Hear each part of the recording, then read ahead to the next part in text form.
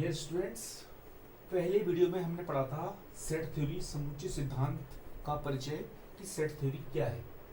और हम लोग जैसा कि पता है चैप्टर फर्स्ट क्लास 11th पढ़ रहे हैं और उसमें आज हमारे पास समुच्चयों की परिभाषा के बाद नेक्स्ट टॉपिक आता है समुच्चयों का निरूपण। यानी समुच्चय जो यानी सेट्स को कैसे रिप्रेजेंट करते हैं, सेट को रिप्रेजेंट कैसे करते हैं हम, सेट को लिखते कैसे हैं, उसको लिखने की विधियां क्या क्या हैं। तो उसके लिए दो फेमस विधियां हैं। पहली विधि है रोस्टर विधि या सारणीबद्ध रूप, इसको हम रोस्टर फॉर्म भी बोलते हैं। और दूसरी जो विधि है समुच्चय निर्माण विधि, यानी इसको बोलते हैं सेट बिल्डर फॉर्म या सेट बिल्डिंग फॉर्म। उसको आप सेट की बिल्डिंग कैसे करते हैं, सेट बिल्डिंग मेथड। तो इन दो मेथड्स के बारे में हम लोग आज के वीडियो में पढ़ेंगे। तो पहले है रोस्टर विधि। क्या होती है रोस्टर का मतलब है, जैसे आप लोग देख पा रहे हैं, रोस्टर का मतलब है सारणीबद्ध रूप, या फिर आप उसको कोमा के फॉर्म में लिखेंगे। जैसे सपोज आ गया, अगर एक कोई सेट है, देखो ए दे रखा और ए बराबर आप लिख रहे हैं 1, 2, 3, 4 डॉट डॉट डॉट डॉट, इस तरह से आप लोग लिखते जा रहे हैं, तो ये आपका रोस्टर रूप कहलाता है। सपोज अगर आपको प्राकृतिक संख्याओं को लिखना है या पूर्णांकों को लिखना, अगर आपको धन पूर्णांक को लिखना है, धन पूर्णांक क्यू पॉजिटिव के बारे में आप लिखना है, पॉजिटिव इंटरसेस के लिखना है, तो आप लिखेंगे 1, 2, 3, 4, 5, ये आ गया। अगर आपको क्यू नेगेटिव लिखना है तो आप क्या आ जाएगा यहाँ पे -1, -2, -3, -4, ये आपके रोस्टर रूप में लिखने का तरीका है किसी भी पूर्णांकों को या किसी भी समुच्चय को। अगर यही चीज अगर आपको बोला जाए कि इसको समुच्चय निर्माण रूप में लिखो, तो समुच्चय निर्माण रूप में लिखने का आसान सा तरीका आपको मैं बताता हूँ। इन्हीं संख्याओं को आप कैसे लिखेंगे, ए लिखेंगे इक्वल्स टू, या ब्रैकेट लगेंगे, मध्यम ब्रैकेट, कर्ली ब्रैकेट लगाएंगे, और उसके बाद आप लिखेंगे x सच दैट x एक प्राकृत संख्या है, यानी x एक प्राकृत संख्या है। आप इस तरह से आप लिखेंगे और उसके बाद आपका काम पूरा होगा।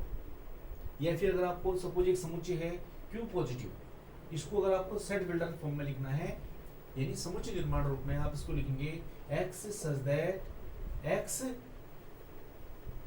धन पूर्णांक, एक धन पूर्णांक है, एक धन पूर्णांक, क्योंकि आपने यहाँ पे x लिखा हुआ है तो x कोई भी धन पूर्णांक हो सकता है वो, इसीलिए अगर q पॉजिटिव की बात है तो इसमें सारे 1, 2, 3, 4, 5 पॉजिटिव आ जाएंगे, संख्याएं तो सारी आएंगी। लेकिन जब लिखने की बारी होगी समुच्चय निर्माण रूप में, तो हम उसको लिखेंगे q पॉजिटिव बराबर x सच दैट x एक धन पूर्णांक है। तो यहाँ पे ये बात कंफ्यूजिंग होने वाली नहीं है, बिल्कुल भी आप इसको बारीकी से ध्यान देंगे कि ये एक धन पूर्णांक है। इसका मतलब आप क्यू पॉजिटिव में सिर्फ एक ही नंबर नहीं लिखेंगे, यानी x लिखेंगे। x का मतलब कोई भी धन पूर्णांक हो सकता है, यानी आपको सबको रिप्रेजेंट करना है। और अगर यही चीज है कि क्यू पॉजिटिव है, इसको अगर आपको लिखना है रोस्टर रूप में, तो आप इसको रोस्टर रूप में कैसे लिखेंगे, इसको आप लिखेंगे, तरीका है धन पूर्णांक लिखना है तो 1, 2, 3, 4 डॉट डॉट डॉट, इस तरह से आप लिख सकते हैं। तो हमने समुच्चय निर्माण के दो तरीके सीखे। पहला तरीका है रोस्टर तरीका, दूसरा है समुच्चय निर्माण रूप। अब हम बात करेंगे समुच्चयों के बारे में, समुच्चयों के प्रकार। समुच्चय कितने प्रकार के होते हैं, समुच्चयों के प्रकार तो उसमें से हमारे पास जो फेमस तरीका होता है, सबसे पहले नंबर फर्स्ट है रिक्त समुच्चय। रिक्त समुच्चय यानी ऐसा समुच्चय जिसमें कोई भी अवयव नहीं हो, तो उसको हम 5 द्वारा डिनोट कर सकते हैं, या फिर हम इस तरह से खाली ब्रैकेट हमने इसके द्वारा डिनोट किया है। और इसको हम फॉर एग्जांपल लेते हैं, मन अगर आपने बोला a बराबर x such that x Uttarakhand की महिला मुख्यमंत्री के नाम लिखना, ठीक है, मुख्यमंत्रियों के नाम लिखना है। तो इसका मतलब आप जान रहे हैं कि उत्तराखंड में कोई भी महिला मुख्यमंत्री अब तक नहीं हुई है, तो इसका मतलब है कि ए में कोई भी अवयव नहीं आएगा, तो यानी ए को आप खाली छोड़ सकते हैं, या फिर आप इसको 5 के द्वारा डिनोट कर सकते हैं। रिक्त समुच्चय में आपको समझ में आया होगा। रिक्त समुच्चय का हम एक और आपको उदाहरण कराते हैं, फेमस उदाहरण जो रिक्त समुच्चय के बारे में है, कि सपोज ए कोई समुच्चय है या बी कोई ऐसा समुच्चय है जहां पर उसके अंदर जो अवयव है वो ये लिखा हुआ है, सपोज ए बराबर एक्स सच दैट एक्स एक प्राकृत संख्या, यानी एक्स कोई प्राकृत संख्या है, ये हमको लिखा हुआ है, यानी x is a natural number. और साथ में क्या लिखा हुआ है, क्या कंडीशन दी हुई है कि एक्स जो है एक से बड़ा होना चाहिए और दो से छोटा होना चाहिए। तो आप यहाँ देख पा रहे हैं कि एक से बड़ी और दो से छोटी कोई भी प्राकृत संख्या नहीं होती है। इसका मतलब ए बराबर आपका आएगा 5, या फिर आप इसको ऐसे लिख सकते हैं। क्यों?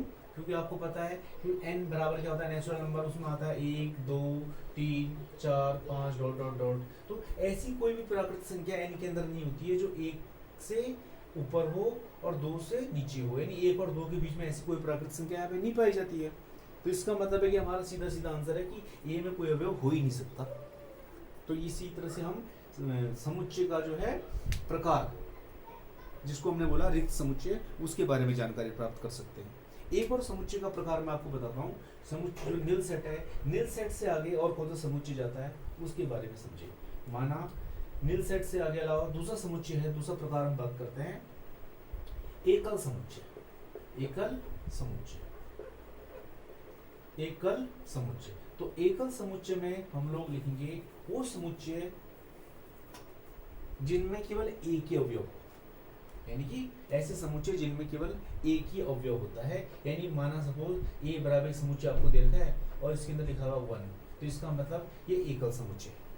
और अगर बी बराबर दिया हुआ है आपका 1 2, तो ये एकल समुच्चय के अंदर नहीं आ सकता। क्यों? क्योंकि इसके अंदर दो अवयव हैं। उसी तरह से अगर आप बोलो, एक जनरल एग्जांपल लेते हैं इसका, अगर हमने बोला सी बराबर एक्स सच दैट एक्स एक अभाज्य संख्या, सम अभाज्य, सम अभाज्य संख्या, सम हो और साथ में अभाज्य हो। ये बड़ा कंफ्यूजिंग सा है, बच्चों को बड़ा कंफ्यूजन रहता है इसमें, सम अभाज्य संख्या। तो आप इसमें बिल्कुल भी कंफ्यूज नहीं होंगे, क्योंकि सम संख्या और अभाज्य संख्या का कंसेप्ट समझना बहुत जरूरी है। क्योंकि सम संख्या की अगर हमने बात की तो सम का मतलब है कि आपका सम में हम कौन से नंबर ला सकते हैं, 2 4 6 डॉट डॉट डॉट, यानी 2 से डिविजिबल वाले। लेकिन अगर अभाज्य की बात की तो अभाज्य का कंसेप्ट थोड़ा सा अलग हो जाता है। वहां से इस बात को जरूर ध्यान से, क्योंकि अभाज्य का मतलब है कि प्राइम नंबर, यानी वो नंबर जो अपने आप से कटता हो। एक से तो हर कोई कटता है, तो यानी जो अपने आप से कटता हो। जैसे 2 है, सिर्फ 2 से डिविजिबल है या 1 से डिविजिबल है। उसी तरह से 3 है, अपने आप से कटेगा या फिर 1 से कटेगा। उसी तरह से 5, उसी तरह से 7, उसी तरह से 9 नहीं हो सकता। क्यों? क्योंकि 9 जो है 3 से भी कटेगा। उसी तरह से 11, उसके बाद 13। तो ये वो नंबर हैं जो सिर्फ अपने ही पहाड़े में आते हैं, यानी अपने आप से कटते हैं, अपने आप से डिविजिबल है। तो इसी संख्याओं को हम बोलते हैं अभाज्य संख्या, यानी इंग्लिश में हम इनको बोलते हैं प्राइम नंबर। प्राइम नंबर, तो इस बात को आप समझ लेंगे। तो इस कंसेप्ट को समझने के लिए हम बात कर रहे थे सम संख्या, और वहां से हम लोग आए थे अभाज्य संख्या। अब हमारा प्रश्न था सी, एक समुच्चय जो हमें दिया था उसके बारे में हम लोग बात करेंगे कि उस समुच्चय में क्या क्या है। तो उसमें हमें दिया था C equals to X such that X एक सम होनी चाहिए और अभाज्य होनी चाहिए। ऐसी कौन सी संख्या है बताओ जो सम भी है और अभाज्य है, यानी जो सम है और अभाज्य है वो संख्या सिर्फ 2 है। इसका मतलब सी के अंदर एक ही अवयव आएगा 2। तो सी कैसा समुच्चय होगा? एकल समुच्चय। एकल समुच्चय, इसी को एकल समुच्चय भी बोलते हैं। और इंग्लिश में अगर बोला जाए इसको बोलते हैं सिंगलटन सेट। सिंगलटन सेट यानी एकल समुच्चय। तो आपको समुच्चय के मैंने 2 प्रकार बताए, एकल समुच्चय, रिक्त समुच्चय, और समुच्चय निर्माण के रूप भी बताए। तो उम्मीद है कि आपको पसंद आया होगा। और अगली कड़ी में आपको बताऊंगा कि समुच्चयों की तुलना कैसे की जाती है, बराबर के समुच्चय कौन कौन से होंगे, और उसके अलावा समुच्चयों के कुछ मॉडल, कुछ आदर्श रूप बताऊंगा, और उसके अलावा मैं आपको और समुच्चयों से रिलेटेड अन्य जानकारी बताऊंगा। Thank you.